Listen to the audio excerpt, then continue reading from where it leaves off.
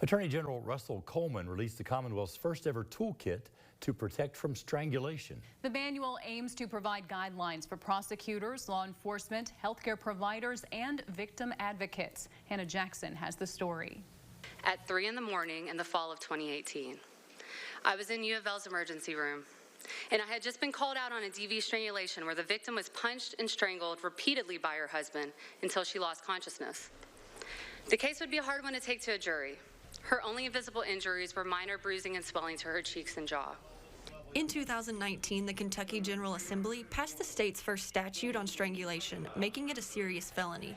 According to the manual, strangulation is one of the most accurate predictors for the subsequent homicide of victims of domestic violence. People who strangle are some of the most dangerous criminals we face. The data is chilling. Quoting from a November 2022 Police Chief magazine, I quote, "It used to be thought that all abusers were equal. They are not. Research has now made clear that when a man puts his hands around a woman's neck, he has just raised his hand and said, 'I am a killer.'"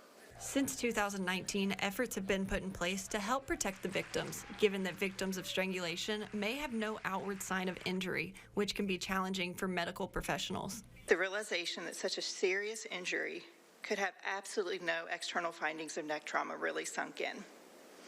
As a physician, absence of physical exam findings in an injury that can be fatal is terrifying. Even in fatal cases of strangulation, up to 40% may have no visible external injury of the neck.